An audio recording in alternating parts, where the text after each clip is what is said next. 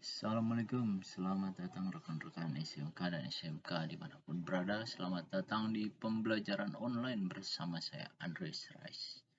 Jangan lupa untuk mengunjungi link YouTube saya di Andres Rais. Sebelum kita mulai pembahasan kita kali ini, kita akan yel-yel terlebih dahulu.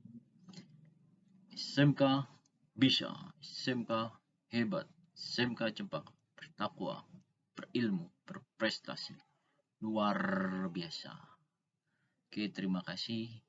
Saya harap kalian semua dalam keadaan sehat dan tetap mematuhi protokol kesehatan. Dan semoga kalian siap untuk menerima pembelajaran kali ini.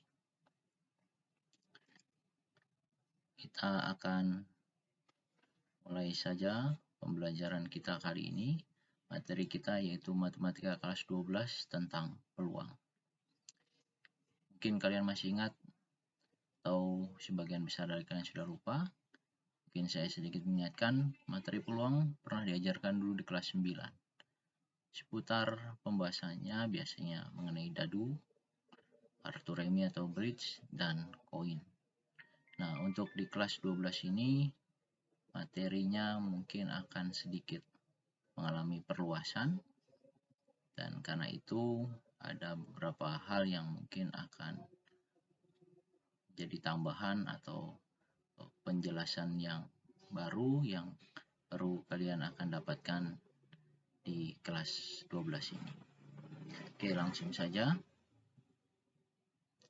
Untuk materi peluang sendiri atau sejarah munculnya materi peluang sebenarnya sedikit agak hitam dalam artian bahwa pertama kali munculnya ini di meja judi.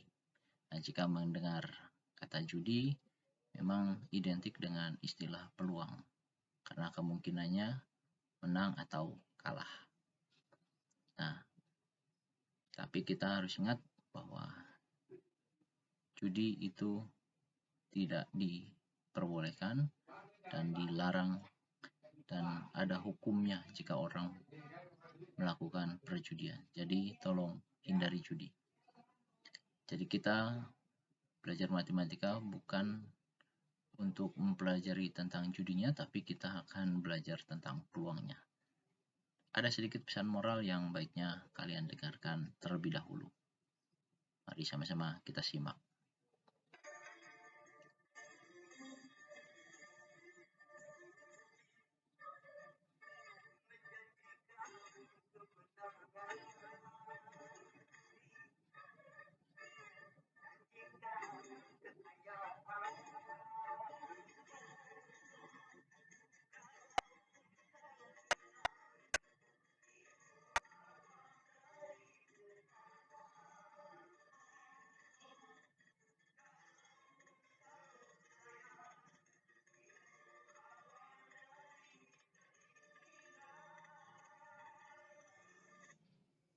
Ya, ingat pesan yang disampaikan oleh Raja Dangdut kita, Bapak Haji Roma Irama atau biasa dikenal dengan Bang Oma, bahwa apa yang ada di meja judi itu adalah semua bohong. Jadi jangan pernah berharap kekayaan dari judi karena kalian hanya akan menjadi miskin.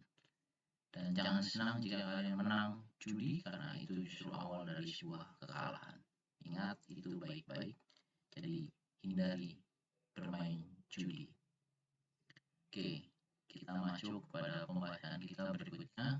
Jadi untuk memahami tentang peluang, ada aspek yang harus kita kuasai yaitu namanya pencacahan. Jadi pencacahan ini berguna untuk menentukan anggota-anggota dari sebuah kejadian. Nah, untuk menentukan anggota-anggota ini, istilah yang digunakan adalah mencacah. Dan untuk membantu kita mencacah, ada kaidah atau rumusan yang akan kita gunakan.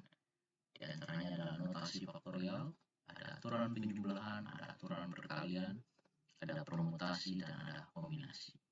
Saya akan jelaskan satu demi satu dari kaidah pencacahan. Oke, untuk poin yang pertama, saya akan menjelaskan tentang aturan dari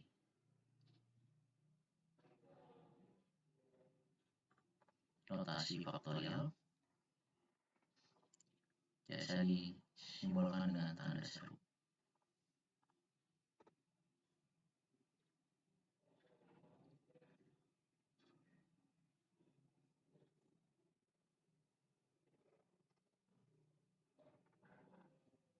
Jadi notasi faktorial biasanya disimbolkan dengan tanda seru seperti ini. Jadi ini dibaca sebagai notasi faktorial. Nah, dalam notasi faktorial nanti akan berlaku rumusan n faktorial itu sama dengan n dikali n min 1 dikalikan lagi dengan n min 2 dikalikan lagi dengan n min 3 dan seterusnya. Sebagai contoh untuk 2 faktorial itu nilainya akan sama dengan 2 kemudian dikali 1 dan berhenti sampai 1 kemudian angkanya kita hitung hasilnya sama dengan 2. Kemudian 3 faktorial itu akan sama dengan 3 kalikan 2 kalikan 1 hasilnya jadi 6. 4 faktorial itu akan sama dengan 4 kali 3 kali 2 kali 1 hasilnya sama dengan 24 dan demikian seterusnya. Nah, perlu diingat untuk 0 faktorial itu nilainya sama dengan 1. Nah, dalam notasi faktorial, aljabar seperti penjumlahan, perkalian, pengurangan ataupun pembagian itu tidak berlaku seperti bilangan bulat. Jadi ada aturan main tersendiri yang harus dipahami ketika menjumlahkan dalam bentuk faktorial. Sebagai contoh, 2 faktorial tambah 4 faktorial itu hasilnya tidak sama dengan 6 faktorial. Ya, karena 2 faktorial itu hasilnya 2, 4 faktorial hasilnya 24. Kalau kita jumlahkan hasilnya ini 26. Sedangkan 6 faktorial itu 6 kali 5 kali 4 kali 3 kali 2 kali 1. Nah, jumlah seluruhnya adalah 720. Oke, jadi dalam perhitungan faktorial kita akan menjabarkan setiap nilai faktorialnya dan penjumlahan atau sifat aljabar pada bilangan bulat tidak berlaku pada sifat faktorial ini. Oke, demikian. Semoga kalian bisa memahami untuk bagian yang pertama tentang notasi faktorial.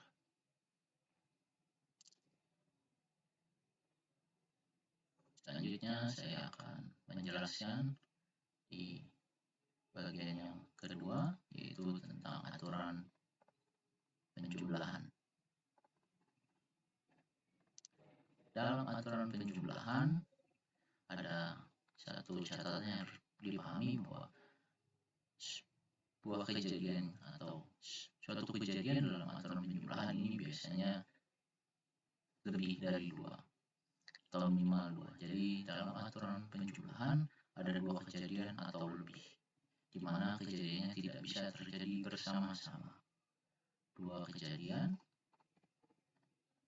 atau lebih, ini yang harus jadi catatannya, tidak atau lebih tidak terjadi bersama-sama.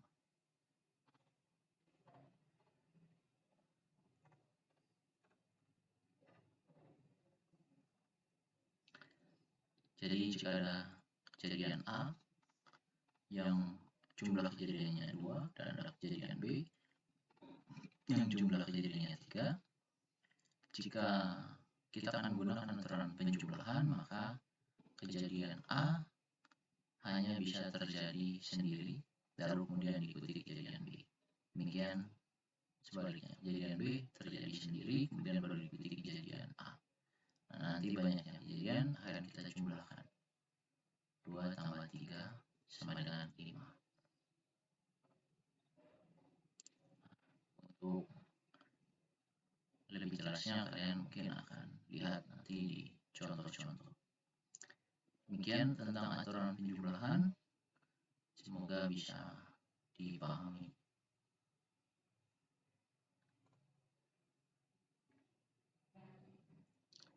Kemudian untuk selanjutnya saya akan bahas tentang aturan perkalian. Nah, dalam aturan perkalian hampir serupa dengan pembunyi belahan, dua kejadian atau lebih.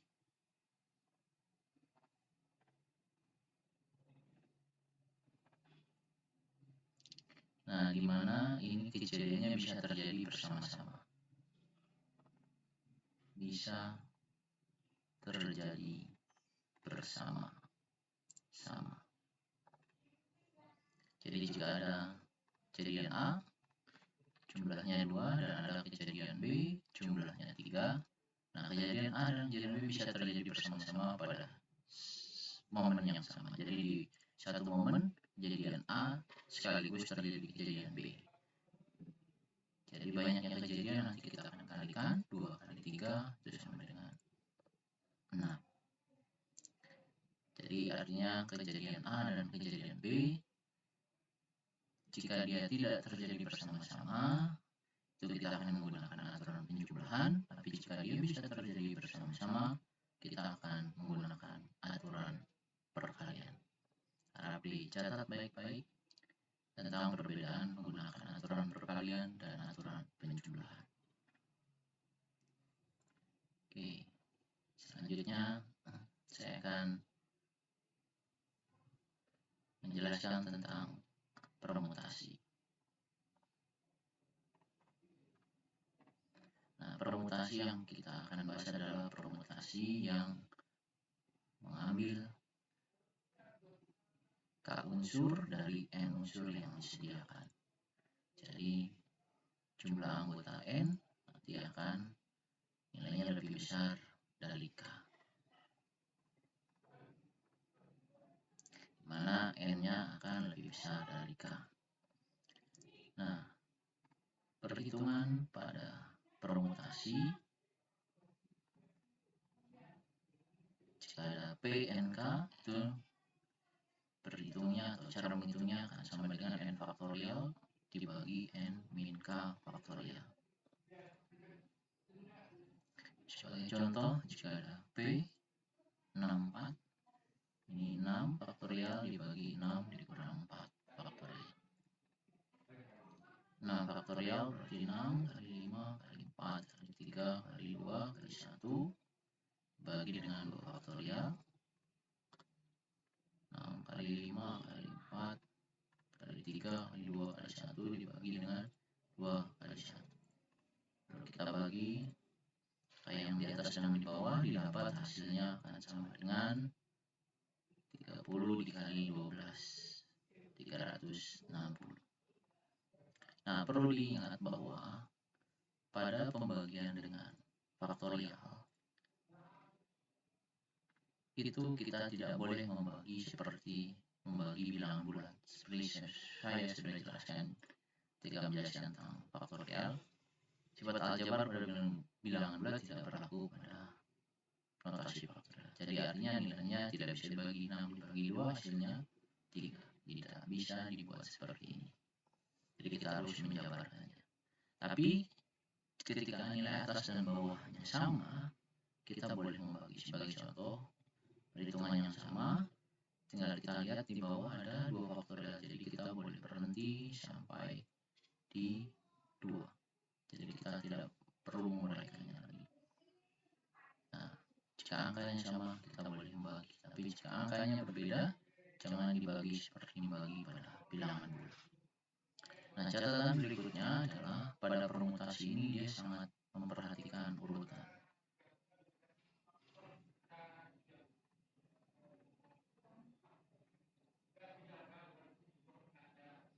Jadi urutan sangat berpengaruh pada permutasi.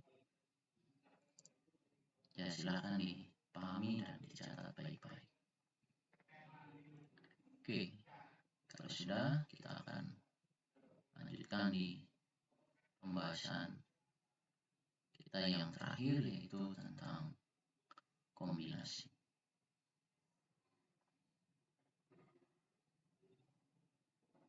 Kombinasi bisa disimbolkan dengan C, N, K. Jadi bisa ditulis seperti permutasi tadi, di mana berlaku sama, N lebih besar dari K. Nah, untuk kombinasi kita akan memiliki rumusan CNK, nilainya akan sama dengan N faktorial dibagi N min K faktorial dikali K faktorial. Jadi jika ada C64 yang akan sama dengan 6 faktorial dibagi 6 dikurang 4 faktorial dikali 4 faktorial. Jadi 6 faktorial dibagi 2 faktorial dikali 4 faktorial.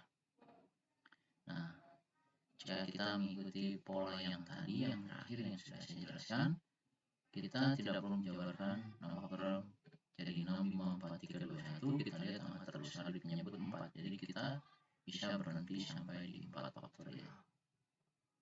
Nah, untuk 2 faktorialnya silahkan dijabarkan. 4 faktorialnya tidak perlu. Nah, di atas dan bawah ada, ini bisa kita bagi.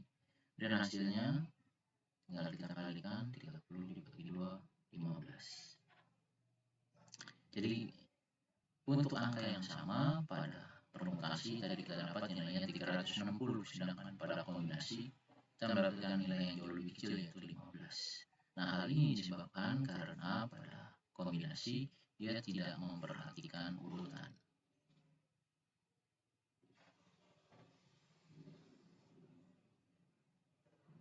Jika permutasi memperhatikan urutan, tapi kombinasi tidak memperhatikan urutan. Arti kata, jika ada urutan ABC pada permutasi ini tidak sama dengan BCA, tidak sama juga dengan ACB. Tapi pada kombinasi, urutan itu tidak jadi pengaruh. Ini akan dianggap sama oleh kombinasi. Jadi ABC, ACB, BCA itu dianggap sama oleh kombinasi, sedangkan pada permutasi ini dianggap hal yang berbeda. Nah, silakan disimak baik-baik. Mungkin hanya sampai di sini penjelasan yang bisa saya berikan terkait dengan aturan atau kaidah pencacahan. Kita akan ketemu lagi di video pembelajaran berikutnya. Tetap jaga kesehatan, tetap patuhi protokol kesehatan, dan tetap semangat. Salam. Sekali lagi kita akan yel-yel. SMK bisa, SMK hebat, SMK Cempaka bertakwa, berilmu, berprestasi luar biasa. Wassalamualaikum warahmatullahi wabarakatuh. Saya akhiri pembelajaran kita sampai di sini. Terima kasih banyak.